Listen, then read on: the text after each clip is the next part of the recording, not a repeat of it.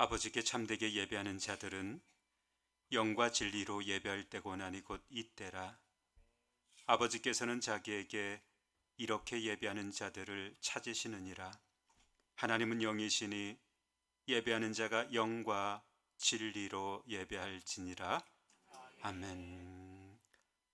사랑과 은혜가 많으신 하나님, 언제나 우리를 기억하사 우리에게 때에 적절한 은혜를 베풀어 주셔서 2024년도 1월달을 마치고 다시금 2월달로 접어들며 우리 하나님 앞에 함께 모여 예배하게 하심을 감사 또 감사를 드립니다. 뒤돌아보면 내 힘으로 걸어온 발자국이 단 한 발자국도 없습니다. 모든 것이 주의 은혜였고 은총이었고 사랑이었고 보호였고 지켜주심이었고 인도하심이었습니다. 그것에 감사해서 오늘 우리가 함께 모여 예배하오니 오셔서 우리의 예배를 흠양하여 주옵소서. 예배 가운데 말씀하여 주시고 우리의 기도를 들어 응답하시며 주님의 살아계심이 우리의 삶 속에서 증거되는 역사 있게 해 주옵소서. 주께서 함께 하실 줄 믿습니다. 감사드립니다. 예수님의 이름으로 기원하옵나이다. 아멘. 이 시간 다 함께 일어나셔서 존귀하신 하나님을 함께 찬미하도록 하겠습니다.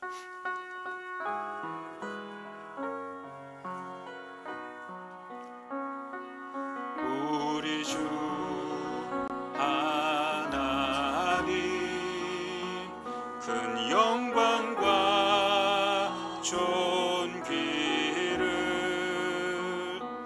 받기에 합당하신 지금 여기 계신 하나님, 온 천지 만물을 지으시고 다스리는 큰 권능과 능력으로 주의 말씀이 이루시리.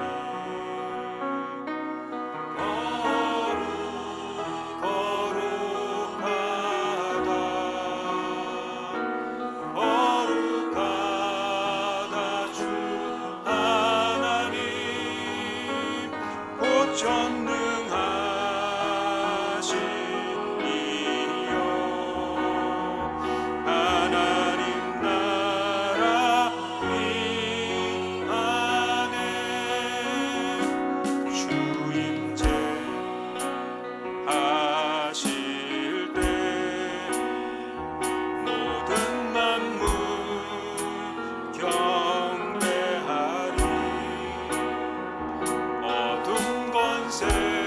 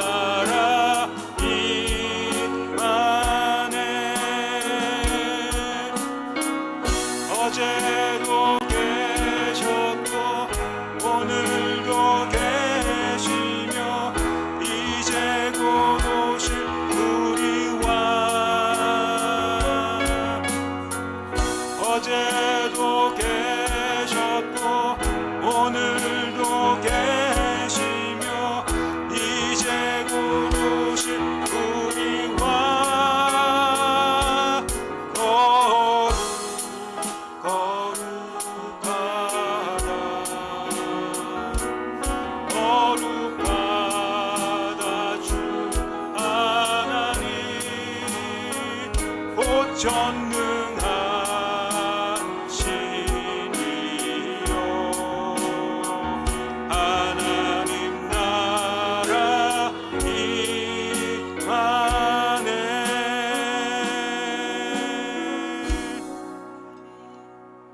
아멘.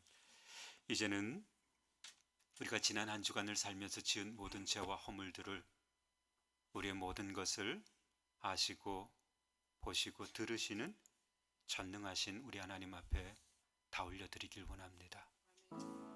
때로는 하나님의 뜻을 우리가 잊어버린 채 나의 고집과 나의 아집과 교만과 때로는 이기적인 그런 마음으로 나만을 위해서, 극히 좁은 가족이라고 하는 공동체를 위해서만을 애쓰며 힘쓰며 살았던 때가 있습니다. 그래서 내 주위의 이웃들이 혹은 이 세상 만물들이 어려움을 당하고 환난을 당한 때가 얼마나 많은지 모릅니다. 심지어 우리는 소리내지 못하는 연약함을 가지고 있는 사람들을 대변해야 함에도 불구하고 아무 소리도 내지 못한 채 입을 다물고 있었던 주변인으로서의 삶을 우리는 제대로 살아내지 못한 삶을 살았습니다. 이 시간 고백하십시다. 주님, 나의 죄악과 허물들이 너무나 많습니다. 게으름과 나태로 말미암아 빚어진 일들이 너무나 많습니다. 이 시간 통성으로 주님께 다 올려드리셨으면 좋겠습니다. 함께 통성으로 기도하겠습니다. 사랑과 은혜가 많으신 하나님, 우리 하나님의 전전에서 우리가 예배할 때 지난 한 주간의 삶을 돌아보게 합니다. 주님, 나의 죄책감, 나의 허물, 나의 죄악, 주님, 지극히 육체의 삶을 살아왔던 영의 삶은 멀리한 채 육의 삶만 주님 추구하며 살았던 지난 한 주간의 삶, 하나님의 말씀과 하나님의 명령이 하나님을 사랑하고 이웃을 사랑하라고 우리에게 분명히 말씀함에도 불구하고 주님, 나는 여전히 나의 고집과 나의 아집과 나의 이기적인 모습과 나의 교만으로 주님, 나의 삶만 추구하고 타인의 아픔과 타인의 어려움과 타인의 고통과 환난들을 외면한 채 주님, 그렇게 살아왔음을 고백합니다. 주님, 주님의 뜻이 무엇인지를 생각하지 않았습니다. 주님의 나라를 주님 내 염두에 두지 않고 살았습니다. 주님, 이것이 나의 허물이고 나의 게으름이고 나의 죄악입니다. 주님, 이 땅 가운데 주의 나라 위에서 사는 믿음의 사람, 주님, 다시 한번 이 시간 결단하게 하옵소서. 주님이 나의 허물과 죄악들을 십자가의 보혈로 씻어주실 줄 믿습니다. 은혜의 보좌 앞에 나가서도록 허락해 주실 줄 믿습니다.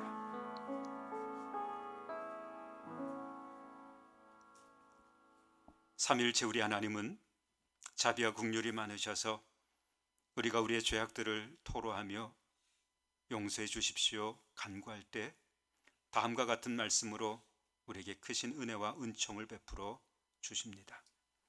만일 우리가 우리 죄를 자백하면 그는 미쁘시고 의로우사 우리 죄를 사하시며 우리를 모든 불의에서 깨끗하게 하실 것입니다. 아멘. 이제는 사도신경으로 우리의 신앙을 고백하오니 나는 전능하신 아버지 하나님 천지의 창조주를 믿습니다. 나는 그의 유일하신 아들 우리 주 예수 그리스도를 믿습니다. 그는 성령으로 잉태되어 동정녀 마리아에게서 나시고 본디오 빌라도에게 고난을 받아 십자가에 못 박혀 죽으시고 장사된 지 사흘 만에 죽은 자 가운데서 다시 살아나셨으며 하늘에 오르시어 전능하신 아버지 하나님 우편에 앉아 계시다가 거기로부터 살아있는 자와 죽은 자를 심판하러 오십니다. 나는 성령을 믿으며 거룩한 공교회와 성도의 교제와 죄를 용서받는 것과 몸의 부활과 영생을 믿습니다. 아멘. 다 함께 자리에 앉아서 영광의 찬송을 우리 하나님 앞에 올려드리겠습니다.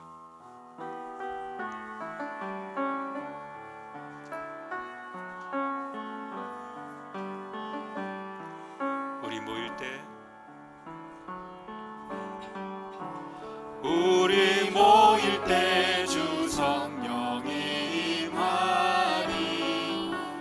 우리 모일 때 주 이름 높이리. 우리 마음 모아 주를 경배할 때 주님 축복하시리. 주님 축복하시리. 우리 다시 한번 우리 모일 때 주 성령이 임하리. 우리 모일 때 주 이름 높이리. 우리 마음 모아 주를 경배할 때 주님 축복하시리. 주님 축복하시리. 우리 다시 한번 우리 모일 때 주 성령이 임하리. 우리 모일 때 주 이름 높이리. 우리 마음 모아 주를 경배할 때 주님 축복하시리. 주님 축복하시리. 주님 축복하시리. 주님 축복하시리. 하나님 크신 사랑, 하나님 크신 사랑을 증량다 못하네. 영원히 변치 않는 사랑 성도여 찬양.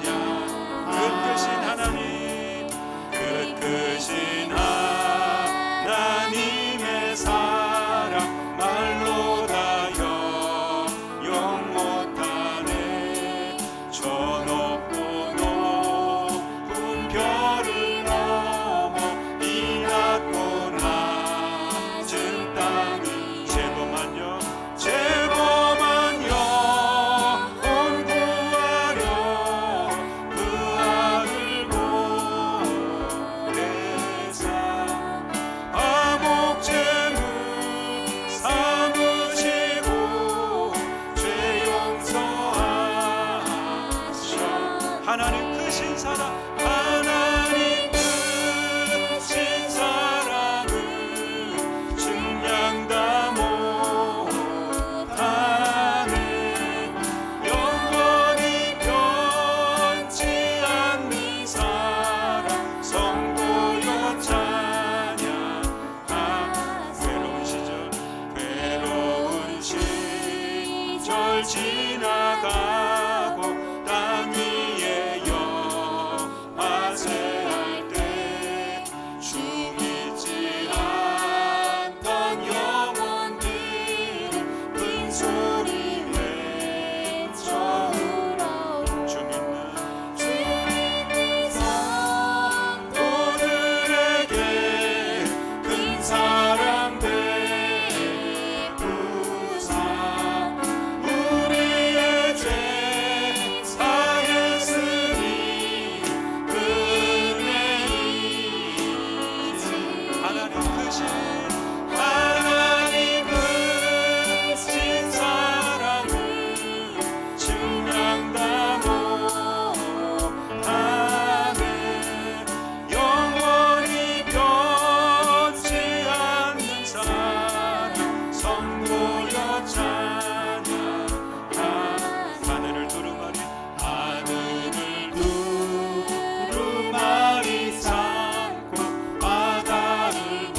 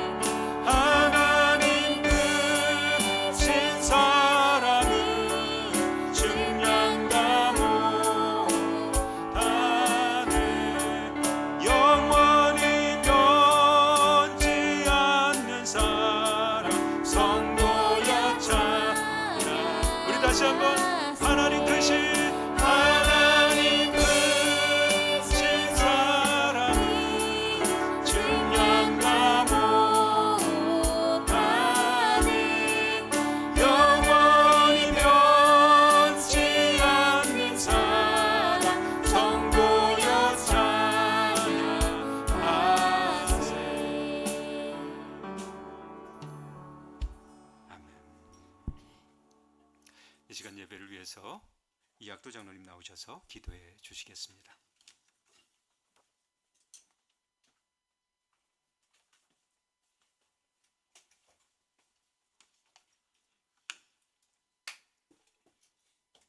만복의 구는 하나님, 생사하복의 주관자이신 하나님, 온 세상을 창조하시고 모든 인생을 구원하시는 크신 은혜를 찬양합니다. 우리를 먹이시고 입히시고 거두시는 그 사랑에 늘 감사와 찬양을 올려드립니다.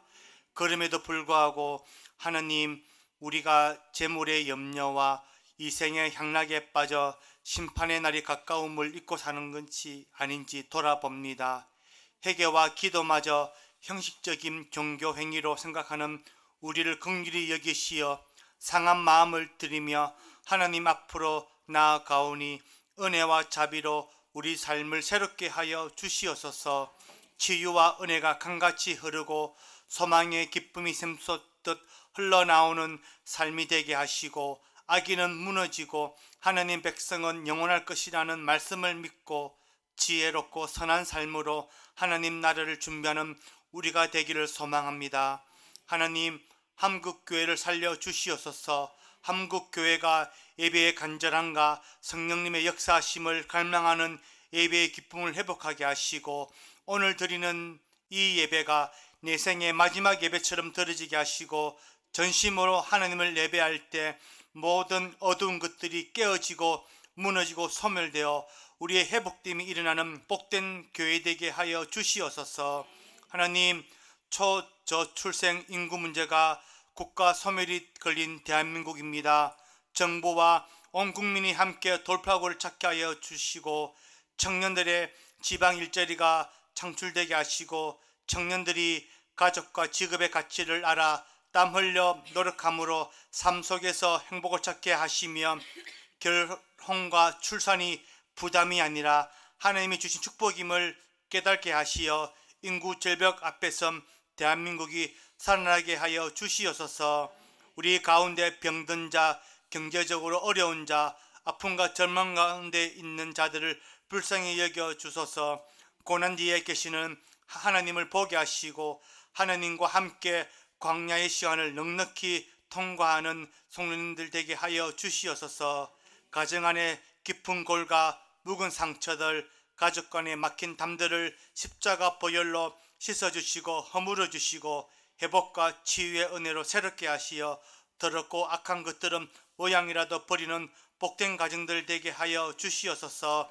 이 시간 말씀을 전하실 목사님에게 성령의 충만함으로 임하여 주시고 오늘도 여러 모양으로 말씀하시는 권면과 책망을 달게 받고 오직 하나님을 두려워하며 돌이키게 하시고 사랑과 자비를 풍성히 베푸시는 하나님께 감사하며 살아가는 우리 모두가 되게 하여 주시옵소서. 우리의 모든 소유가 하나님께 있음을 인정하며 감사하며 예수님의 이름으로 기도드립니다. 아멘.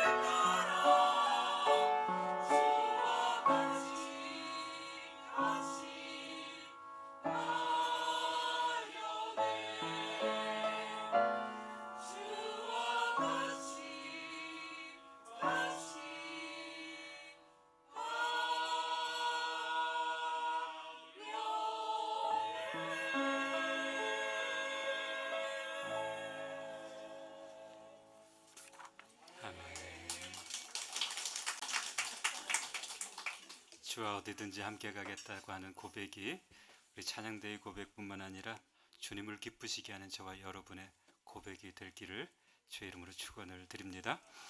오늘 우리 2월 4일 첫 주간으로 전교인 연합으로 지금 예배를 드리고 있습니다. 자녀들과 함께 같이 예배를 드리고 있는데 우리 앞뒤 좌우에 계신 분들에게 또 우리 자녀들에게도 사랑한다고 축복한다고 큰 소리로 그렇게 인사를 좀 나누시면 좋겠습니다. 사랑하고 축복합니다. 네, 감사합니다. 네, 너무 감사하고요. 또 우리 재현이, 재희 함께 예배드릴 수 있어서 얼마나 감사한지 몰라요. 찬이, 유리도 참 감사하고요. 또 유리는 어디 갔나요? 하율이, 네.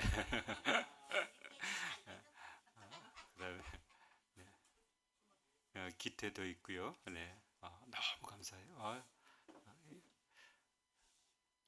오늘 우리 가운데 주신 하나님 말씀 함께 보겠습니다. 여호수아 5장 9절부터 12절까지 말씀입니다.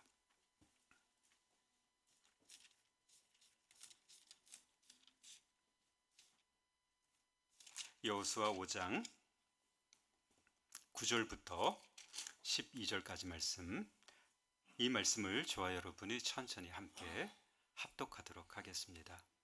여호수아 5장 9절부터 12절까지 말씀입니다. 함께 합독하겠습니다. 하나님의 말씀입니다. 여호와께서 여호수아에게 이르시되 내가 오늘 애굽의 수치를 너희에게서 떠나가게 하였다 하셨으므로 그곳 이름을 오늘까지 길갈이라 하느니라.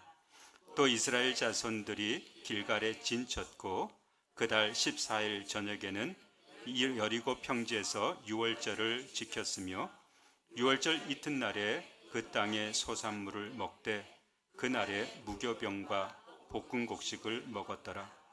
또 그 땅의 소산물을 먹은 다음 날에 만나가 그쳤으니 이스라엘 사람들이 다시는 만나를 얻지 못하였고 그 해에 가나안 땅의 소출을 먹었더라. 아멘. 아멘. 오늘 우리 하나님께서 저와 여러분 가운데 주신 이 말씀으로 크신 은혜 은총 베풀어 주시기를 주의 이름으로 간절히 축원을 드립니다. 연합 예배를 드릴 때면 언제나 제 마음이 조마조마합니다. 우리 어른들과 함께 예배 드릴 때는 그래도 좀 편안한데 아이들과 함께 예배 드릴 땐 왜 이렇게 조마조마한지 몰라요. 이 아이들이 다음에 나 이제 그 예배 안 갈 거예요 이럴까봐 그래서 빨리 끝내야 되겠다. 설교도 되도록이면 짧게 해야 되겠다. 굉장히 노력하는데 기태야 조금만 봐줘. 혹시 우리 청년들 곰돌이푸 보고 자랐죠? 곰돌이푸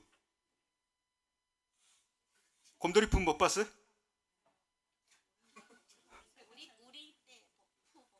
그래요? 우리 때가 곰돌이푸를 애들 키울 때 그럼 선빈이 곰돌이푸 보고 자랐겠네요? 곰돌이푸를 기억을 거의 못해요? 인기가 별로 없었어요? 곰돌이푸가 인기가 별로 없었다고요? 아이고 이거 큰일 났네. 첫 설교 첫 문장부터 꼬이기 시작하는데 이거 큰일 났는데. 저희 집 아이들은 곰돌이푸를 되게 좋아했는데요. 성민아, 곰돌이푸 몰라? 알긴 알죠. 재밌게는 안 봤어요?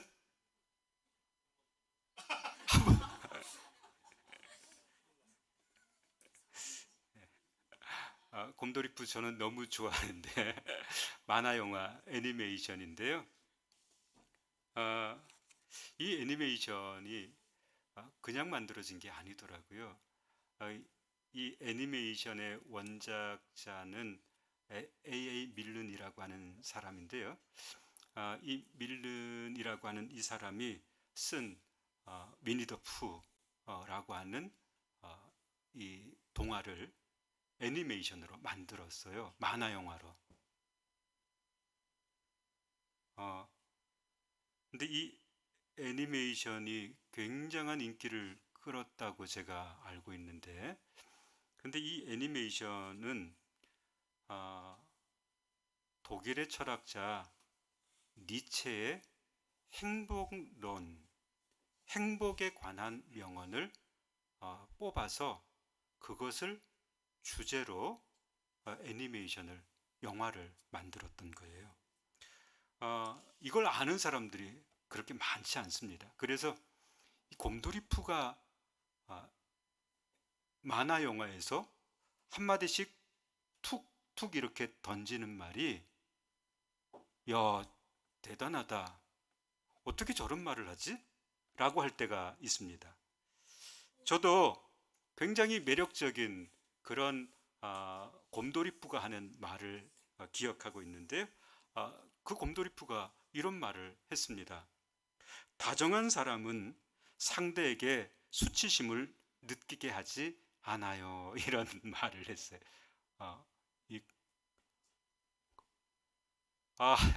참 답답하네요.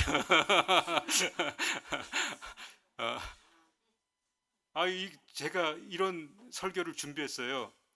한 번도 본 적 없는 아이는 있어도 한 번만 본 적은 없는, 한 번만 본 아이는 없다. 뭐 이런 말을 준비했는데 지금 곰돌이푸를 몰라가지고 그럼 제가 이 말에 참 매력을 느꼈습니다. 다정한 사람은 상대에게 수치심을 느끼게 하지 않습니다. 이 말이 굉장히 매력적이었어요.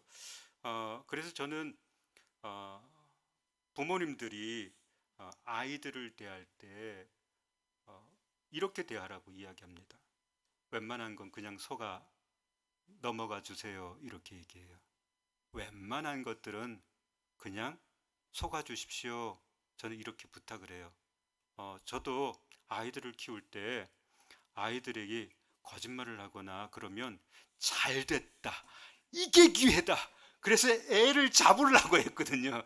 근데 제가 이제 어른이 되고 아이들이 이제 성년이 되고 그러고 날 때 그때 좀 모른 척 해줄 걸, 그런 생각이 되게 많아요. 왜냐하면 우리가 모른 척 해주잖아요.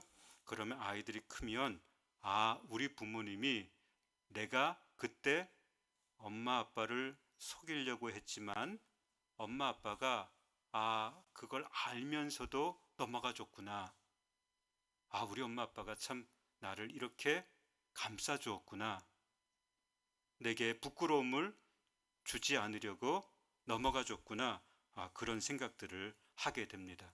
여러분, 그래서 그 아이는요 잘 클 수 있어요. 그래서 우리 부모들에게 제가 웬만한 일은 그냥 속아 넘어가 주세요. 이렇게 부탁을 하고 있습니다.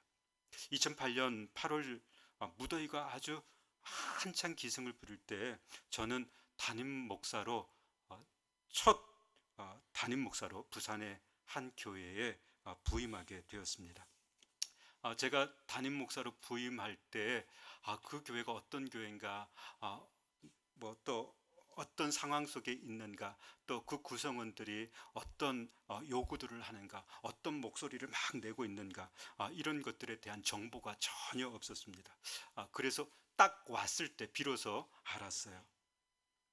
그 교회는 불신, 불만, 이런 것들이 팽배해 있었고, 여러분, 불만이라고 하는 것은 욕구가 충족되지 않은 것이므로 그 욕구가 충족될 수 있도록 요구하는 요구사항들을 잘 듣고 그것을 받아들여주면 됩니다. 그러면 불만은 해결이 될 수 있습니다. 그런데 불신은 쉽게 해결되지 않죠. 불신이라고 하는 것은 사람과 사람 사이의 관계를 깨뜨려 버립니다. 그래서 이 불신이 신뢰로 바뀌기 위해서는 굉장히 오랜 시간들이 걸리고 그리고 힘든 노력들이 필요합니다. 그런데 와 봤더니 불만은 봉쇄되었어요. 불만 말하지 마세요. 이렇게 봉쇄되었고 불신은 힘과 지위로 눌려져 있었던 것을 보았습니다.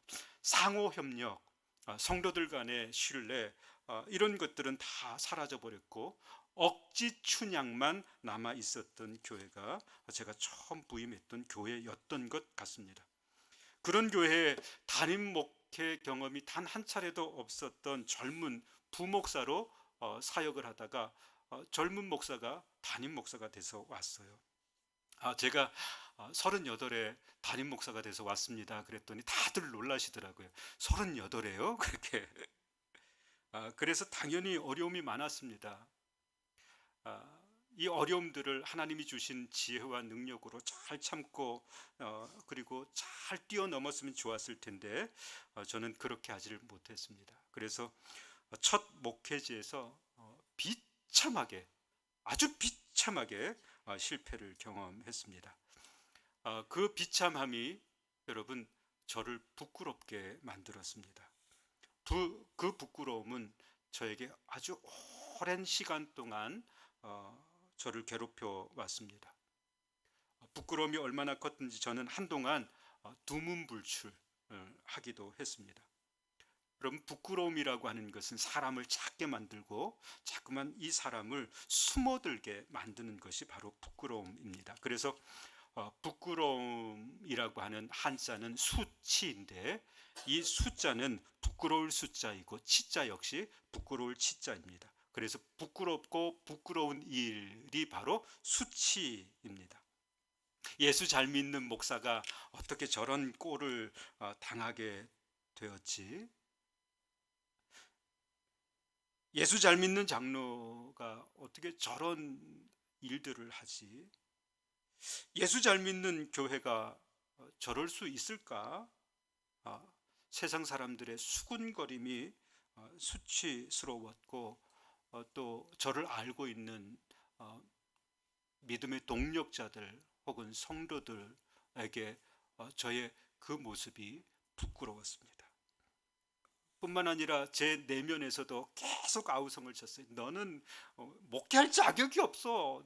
그 따위로 목회해놓고 뭘 또 그래. 그러면서 제 내면에서 계속 목회에 대한 이 자신감들을 잃게 만들었습니다.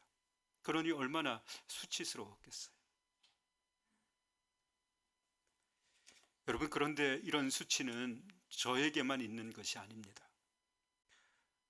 예수 믿는 모든 사람들에게 여러분 이런 수치들이 조금씩은 다 갖고 있어요. 예수 믿는데 왜 공부 잘 못할까? 예수 믿는 아이가 왜 성격이 저 모양일까?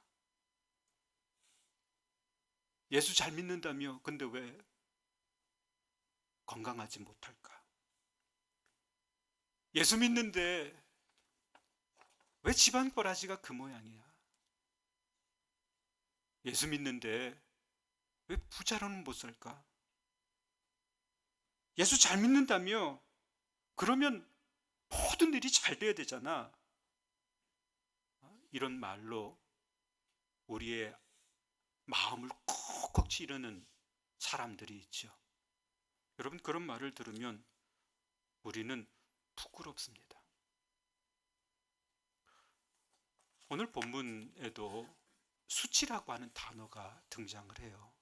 여러분 우리가 읽었던 5장 9절 말씀을 보면 그 수치가 그냥 수치 이렇게 등장하지 않고 애굽의 수치라고 하는 말로 등장을 해요. 그죠? 제 얼굴만 보면 몰라요. 성경을 봐야 돼요. 뭐라고 되어 있다고요? 애굽의 수치 이렇게 등장을 합니다. 여러분 이 애굽의 수치라고 하는 것은 첫 번째 애굽에서 노예 신분으로 이스라엘 백성이 받았던 수모, 이렇게 해석하는 사람이 있는데, 이렇게 해석하는 사람은 구약학자인 브라이트라고 하는 학자가 주장을 합니다. 둘째는 이스라엘 백성들이 광야 40년 동안 유리방황할 때 애굽 사람들이 손가락질하면서 모욕했던 말, 내용, 이런 견해를 가지고 있었던 사람이 구약학자, 역시 구약학자인 칼이라고 하는 사람이 이런 견해를 펼쳐 피력했습니다. 어떤 것이 맞는가? 성경의 그 본문을 어떻게 해석하는가에 따라 달라집니다. 애굽의 수치라는 말은 카일의 견해를 낮게 한 해석입니다. 반면에 애굽에서 노예로 있으면서 받은 수치라고 하는 이 해석은 브라이트라고 하는 사람의 견해를 받아들이게 하죠. 그런데 이 두 견해가 따로따로 각각 다르게 받아들여지는 것이 아니라 동일하게 두 견해가 다 받아들여져야 된다라고 하는 주장을 펴는 사람들이 지금은 훨씬 더 많습니다. 그래서 이 애굽의 수치를 어떻게 해석하는가 하면, 애굽에서 노예살이하면서 받았던 수치도 아직 해결되지 않았는데 더 큰 수치는 광야 40년 동안 애굽 사람들의 사람들의 눈으로 보았던 이스라엘 백성들에 대한 비판 혹은 모욕 혹은 손가락질이 바로 그것이다. 이렇게 두 가지 다를 혼용하는 해석들이 요즘의 대세입니다.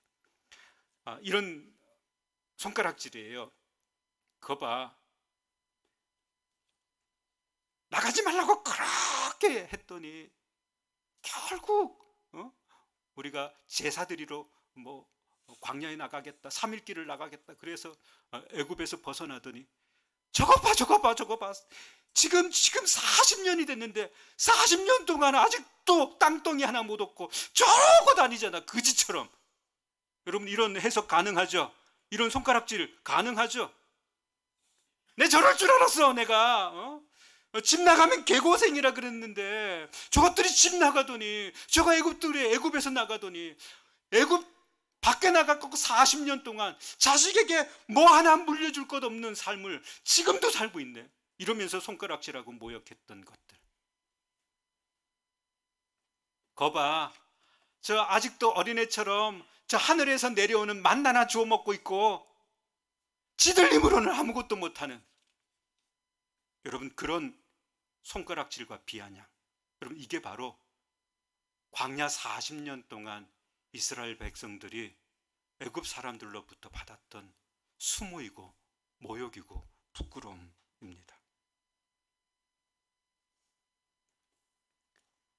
하나님은 기브롯 하아라롯이라고 하는 곳에 이르렀을 때 이스라엘 백성들에게 여호수아를 통해서 하시는 말씀이 무엇인가 하면, 9절 말씀을 보니까 그 말씀을 하고 계세요. 여호와께서 여호수아에게 이르시되 내가 오늘 애굽의 수치를 너희에게서 떠나가게 하겠다, 이렇게 말씀했어요. 그래서 그곳 이름을 뭐라고 불렀다고요? 길갈, 굴러갔다, 그런 말입니다. 수치가 물러갔다, 굴러갔다. 그래서 길갈이라고 불렀습니다. 여러분 기억하세요? 길갈은 무슨 뜻이라고요? 굴러갔다, 이런 뜻입니다. 그런데 하나님은 참 뜬금없으신 분으로 보여지기에 딱 알맞습니다. 갑자기 이스라엘 백성들의 부끄러움을 언급하시면서 그것을 없애주겠다, 이렇게 말씀하세요. 뜬금없는 말씀을 하신 거죠. 그런데 왜 그런 말씀을 갑자기 9절에서 하게 되었을까? 여러분, 이 본문을 이해하기 위해서는 우리가 기브롯 하아라롯에 도착했을 때 그때 이후에 이스라엘 백성들의 삶을 살펴봐야 합니다. 그들은 요단을 건너서 기브롯 하아라롯이라고 하는 곳에 도착한 후에 아주 중요한 일들을 하나 합니다. 너무나도 중요한 일을 합니다. 그게 뭔가 하면 이스라엘의 모든 남자들이 할례를 받는 일이었습니다. 광야길을 걷는 동안 40년 동안 광야길을 걸어야 하기 때문에 이스라엘 백성들은 그 누구도 할례를 받지 못했습니다. 그 할례를 받지 못한 이스라엘의 모든 남자들이 요단을 건너서 기브롯 하랏이라고 하는 곳에 도착했을 때 그곳에서 하나님께서 할례를 명하셨습니다.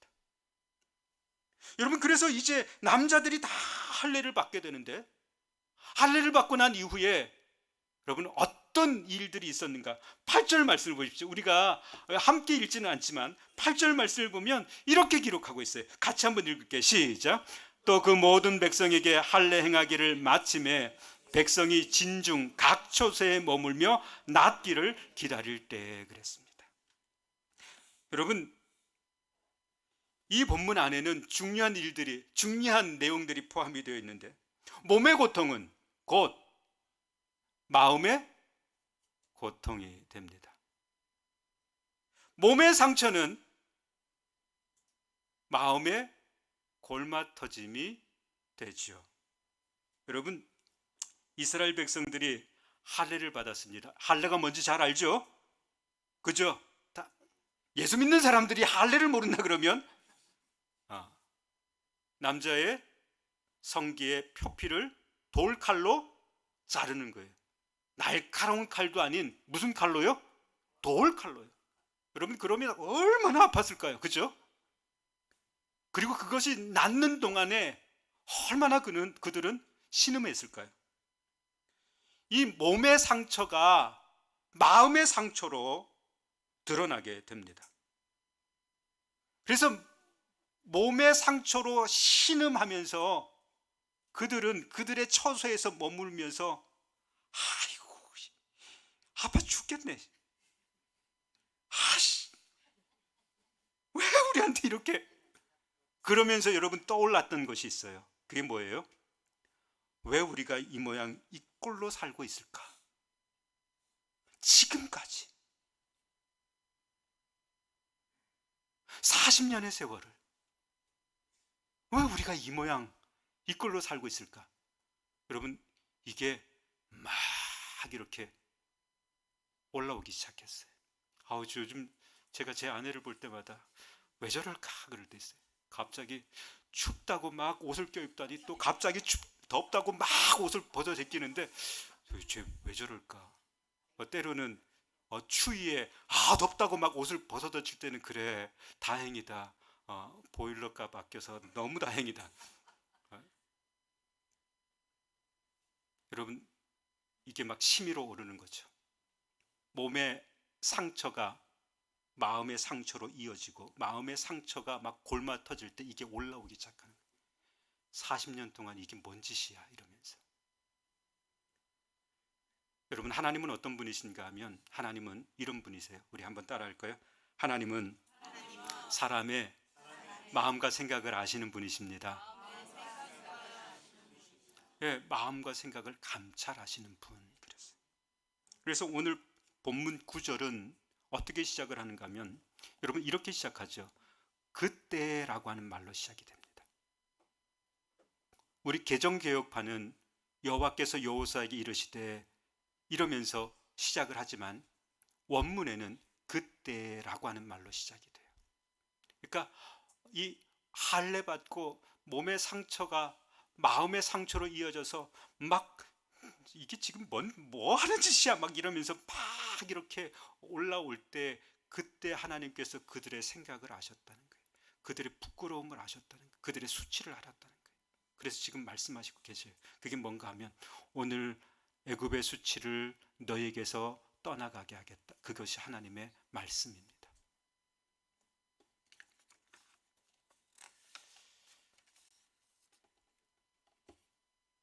여러분,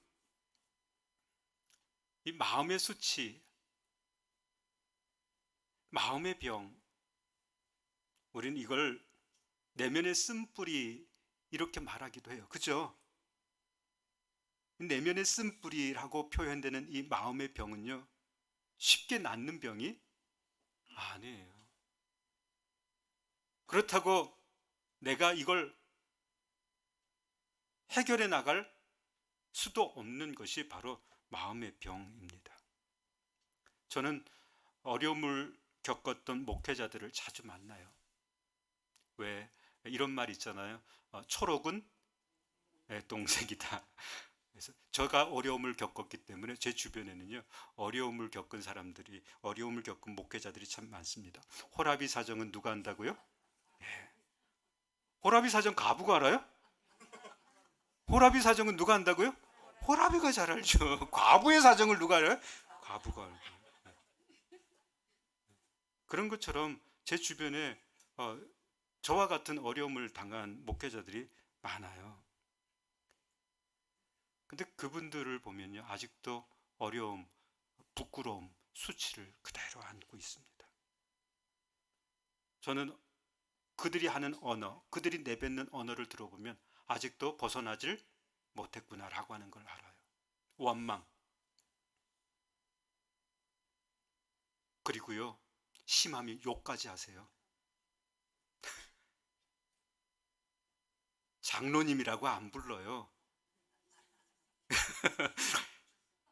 막 욕을 해요. 왜요? 이게 막 올라오거든요.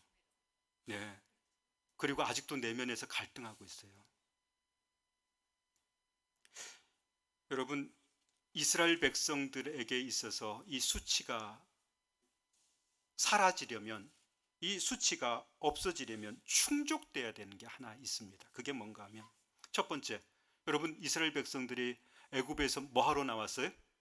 가나안 땅에 들어가려고요. 약속의 땅에 들어가려고요. 하나님이 약속해 주신 그 땅, 여러분, 일주일이면 들어갈 수 있는 땅을 몇 년을 돌았다고요? 40년. 미쳤죠? 40년을 돌았대요. 그러니 이게 우리가 지금 뭐 하는 짓인가? 충분히 부끄러워할 수 있죠.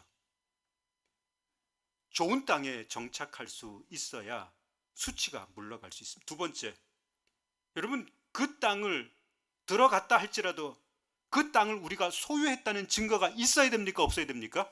있어야 됩니다. 그 땅이 우리 것이야 라고 하는 소유에 대한 증거가 있어야 합니다.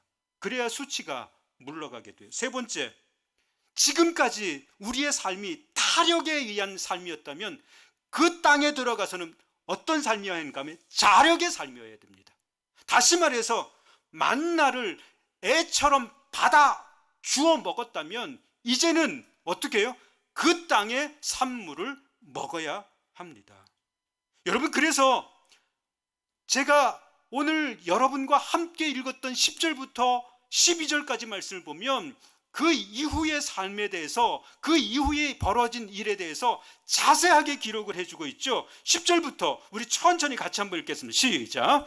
또 이스라엘 자손들이 길갈에 진쳤고 그달 14일 저녁에는 여리고 평지에서 유월절을 지켰으며, 여리고 평지에서 뭘 지켰다고요? 유월절. 여러분, 유월절은 어디에서 지켰어요? 광야에서는 안 지켰습니다. 못 지켰습니다. 유월절은 어디서 지켰어요? 애굽에서 나올 때 유월절을 지켰습니다. 그리고 지금 어디에서 유월절을 다시 지켜요?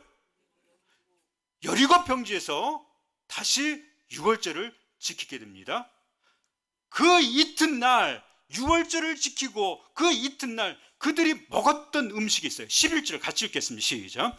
유월절 이튿날에 그 땅에 소산물을 먹되 그 날에 무교병과 볶음곡식을 먹. 여러분, 어떤 곡식을 먹었다고요? 볶음곡식. 그런데 그 볶음곡식은 어디에서 나온 거예요? 그 땅에서 가나안 땅에서 얻은 곡식을 가지고 그들이 볶아서 먹었다. 12절 같이 읽겠습니다. 시작. 또 그 땅의 소산물을 먹은 다음 날에 뭐가 그쳤다고요? 만나가 그쳤다는 거예요. 여러분, 이 사실로 말미암아 하나님이 지금 약속하신 것, 내가 애굽의 수치를 물러가게 하겠다라고 하는 이 말씀이 그대로 이루어지게 됩니다. 가나안 땅에 들어갔고 그 땅의 소산물을 먹었고 그 땅의 소산물을 먹은 다음 날 뭐가 그쳤다고요? 만나가 그쳤다는 거예요. 이 백성들에게 이제 누가 아이고 아직도 그 땅으로 살아? 누가 이런 말을 할 수 있겠어요?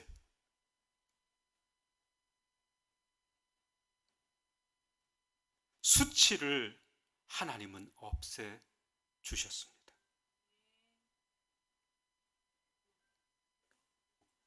여러분, 저에게도 수치가 있었다 그랬어요. 그런데 참 하나님은 저를 알아도 너무 잘 아셨어요. 제가 수치를 안고는 목회를 못한다는 사실을 우리 하나님은 아셨어요. 수치를 안고 목회할 수 없는 저를 아셨던 거죠. 그래서 그 수치를 다른 누구보다도 일찍 거두어 가 주셨어요. 저는 그걸 한참 후에 알았습니다. 제게는 하나님이 사람들로부터 손가락질을 받지 않도록, 수치당하지 않도록 교회를 허락해 주셨고, 그리고 목회할 성도들을 허락해 주셨어요. 그게 얼마나 큰 일인지 모릅니다. 제게는 부족함이 하나도 없었습니다. 개척을 하고 난 이후에 개척교회를 했는데, 저는 개척교회를 하면서 부족함이 있어 본 적이 단 한 번도 없습니다.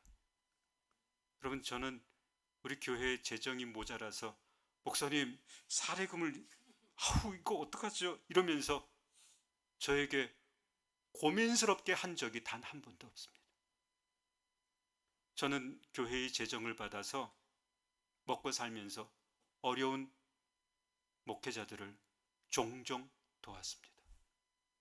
이걸 모르고 제가 개척했다고 하니까 저 홍성에 사는 한 친구 목사가 개척한 지 한 2, 3년 됐는데 휴가차 부산을 왔어요. 부산을 왔다가 포항을 가고, 포항에 갔다가 뭐 다른 데로 이동을 하겠다 그러면서 부산을 와가지고, 부산을 와서 제 사무실에서 차 한잔 마시는데, 차 한잔 마시고 가면서 뒤트렁크를 턱 열더라고요. 그래서 좀 못 꺼내려고 그러나 그랬더니 쌀 20kg를 딱 주면서 어렵지 그러면서 이걸 탁 주는 거예요. 근데 저요, 야, 이런 친구 있구나. 여러분, 이런 친구 있어요?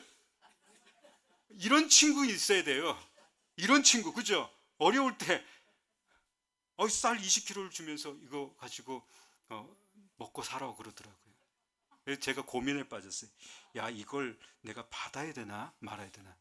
사실 따지고 보면 내가 그 지보다 더 나은데 야, 이걸 내가 받아야 되나 말아야 되나, 그 고민을 했었어요. 제게서 빨리 수치를 물러가게 해 주셨습니다. 그래서 제가 목회를 계속하게 되었던 거죠. 여러분, 이런 하나님의 은혜는 반복이 됩니다. 그래서 우리에게 믿게 하셔요. 저와 여러분에게 믿음을 주세요. 믿어.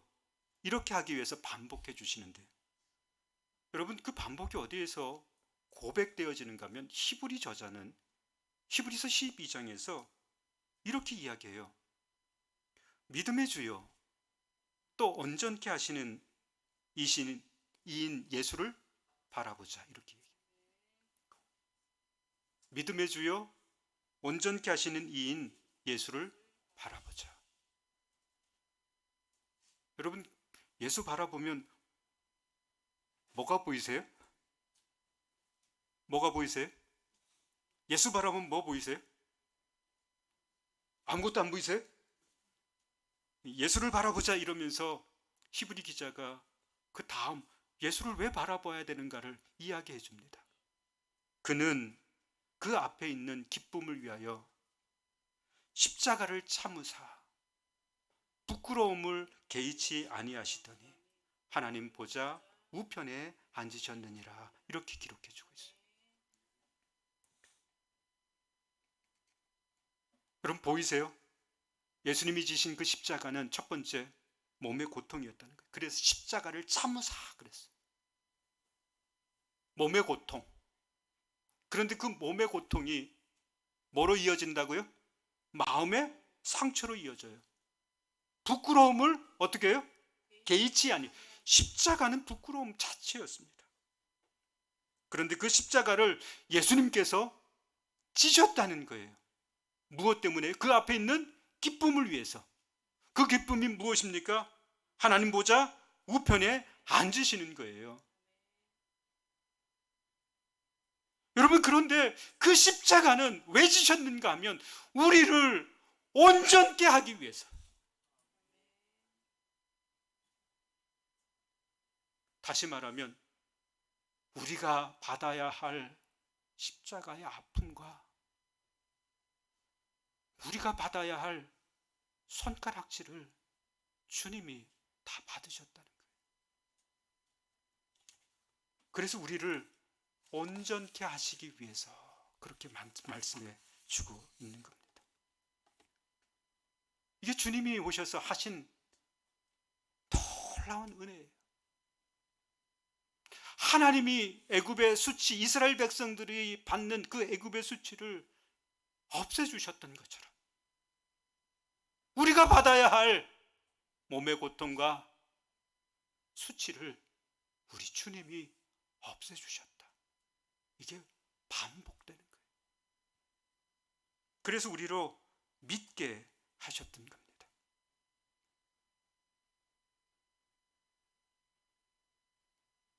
여러분, 지금 수치당하고 계신 분들 계세요?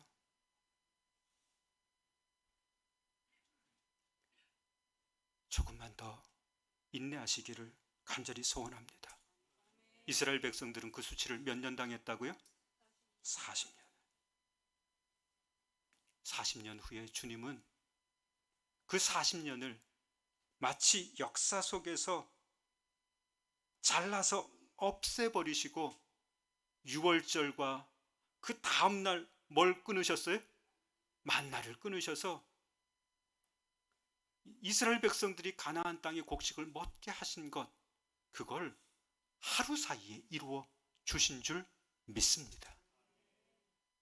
그런 일을 저와 여러분 가운데 이루시는 분이 우리 하나님이신 줄 믿습니다.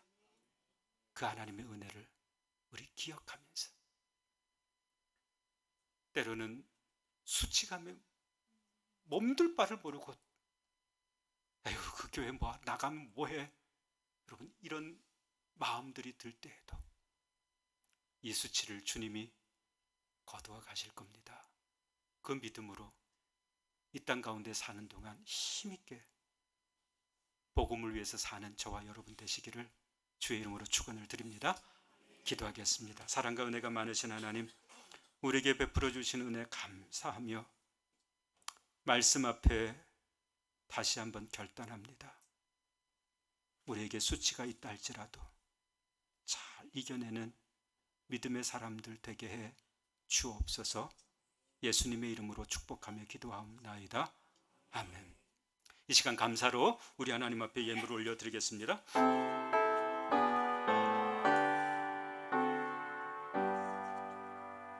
모든 것이 주께로부터 왔으니 이 예물을 주께 드리나이다. 아멘. 사랑과 은혜가 많으신 하나님, 우리에게 복된 주일을 허락해 주시고 예배하게 하시고 예배 때에 귀한 예물로 하나님의 나라, 그 복음이 만민 가운데 흘러가는데 쓰임받도록 준비하여 예물 드리게 하심을 감사드립니다. 주님이 예물 쓰이는 곳에 주의 나라가 확장되는 역사를 보게 해 주옵소서. 주님, 소원하는 것은 예물 드린 손길, 그 형편과 처지, 그 상황과 그 역사, 그 이야기를 누구보다도 더 잘 아시오니 부끄럽지 않도록, 그 손이 부끄럽지 않도록 은총을 베풀어 주옵소서. 한 주간의 삶도 주께서 주장하여 주시기를 간절히 소원하오며 예수님의 이름으로 기도하옵나이다. 아멘. 우리 앞뒤 좌우에 계신 분들에게 다시 한번 사랑합니다, 축복합니다, 그렇게 좀 인사를 나누시면 좋겠습니다. 예, 사랑하고 축복합니다. 네, 감사합니다. 네, 교회 소식 몇 가지만 좀 알려드리겠습니다. 이번 주일은 주연 후 5번째 주일로 그리고 정교인 연합으로 예배드리고 있고요. 다음 주일은 설 명절입니다. 그래서 출타하시는 분들도 계실 거고요. 또 자녀들과 함께 예배드리러 오시는 분들도 계실 거고 그래요. 그래서 다음 주간도 역시 예배를 어떻게 해요? 연합으로 드립니다. 다음 주에 9시 예배 오시면 9시 반 예배 오시면 혼자 예배 드리시고 가셔야 돼요. 그러니까 꼭 기억하시고요. 우리 구역장님들은 구역 식구들 잘 챙겨주시면 좋겠습니다. 오늘 연합 예배로 드리고 구역별 모임은 따로 하지 않고요. 설 명절 선물을 교회에서 다 가정마다 하나씩 다 나눠드릴 텐데요. 하나씩 다 받으시고 기쁨으로 돌아가시면 좋겠습니다.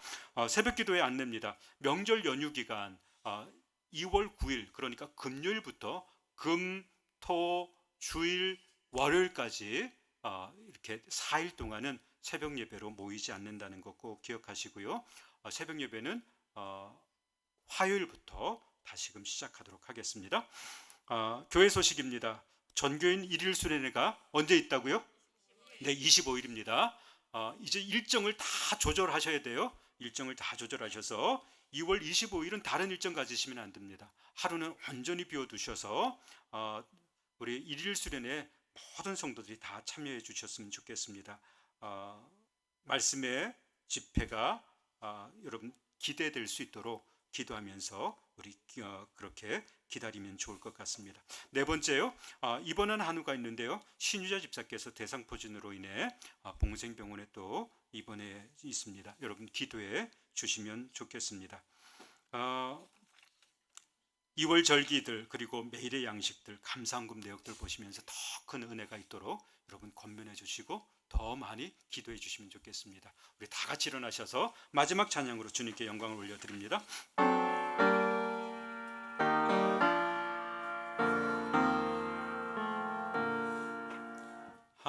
하늘에 계신 아버지 이름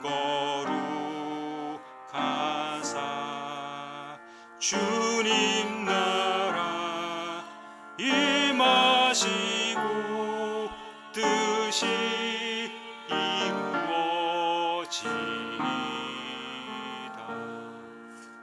일용할 양식 주시고 우리들의 큰 죄 다 용서하옵시고 또 시험에 들게 마시고 악에서 구원하소서. 되게 주의 나라 주의 권세 주의 영광 영원히